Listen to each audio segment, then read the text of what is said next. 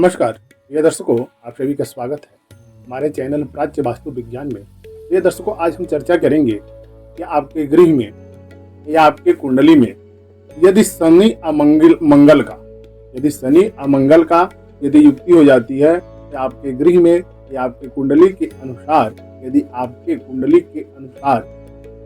यदि शनि अमंगल आपके चतुर्थ भाव में यदि स्थित है, दोनों का जो परस्पर संबंध यदि बन रहा हो आपके कुंडली में चारों कोण में, यानी चारों जो केंद्र स्थान में या आपके गृह के चारों कोण में, यानी कि चारों जो है दिशाओं में यदि शनि मंगल का यदि युक्ति हो जाती है तो उससे आपको क्या लाभ की प्राप्ति होती है, क्या हानि होती है। यदि आपके कुंडली में शनि या मंगल की युक्ति है, आपके गृह में भी इसी युक्ति के कारण यदि स्थित हो जाते हैं, आपके गृह में रहने वाले व्यक्ति जो है नाना प्रकार के जो है उपद्रव क्लेशों से जो है विराजित हो जाते हैं। जैसे कि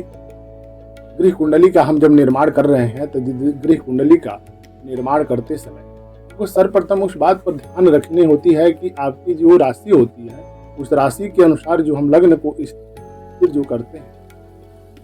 आपकी कुंडली में जो चारों केंद्र होता है, आपकी जो कुंडली है, यदि आपकी कुंडली नहीं है तो आप अपने राशि के अनुसार अपने गृह कुंडली का निर्माण किए हुए हैं उसी के अनुसार आप विचार करें। आपके गृह में यदि मंगल शनि दोनों जो है परस्पर दृष्टि संबंध बना करके स्थित हो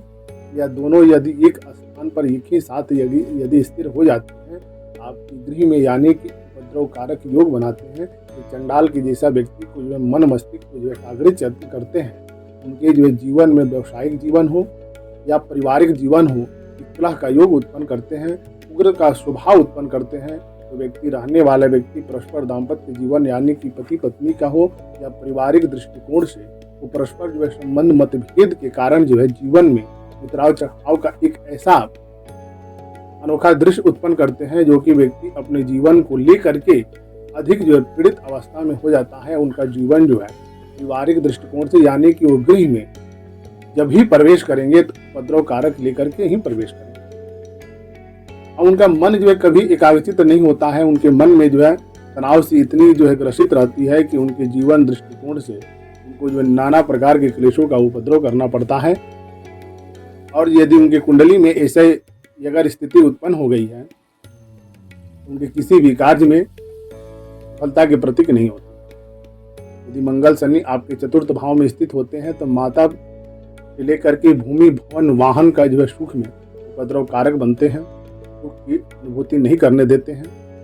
यदि उनके गृह में इस प्रकार का योग बन चुका है तो आपका गृह जो है बेचने तक का भी स्थिति उत्पन्न हो जाती है। आपका जो है जीवन जो है सुखप्रद नहीं व्यतीत होता है। इसका मूल कारण है कि यदि आप अपने गृह में अधिक दिनों से यदि पीड़ित महसूस कर रहे हैं, उपद्रव महसूस कर रहे हैं, आपका ऐसा कोई पुत्र हो या आप स्वतः ऐसे हैं कि आपके जीवन में उग्र स्वभाव होने के कारण आपके जीवन को उथल पुथल यदि कर रहा है, तो आप सर्वप्रथम यह देखें कि आपकी कुंडली में शनि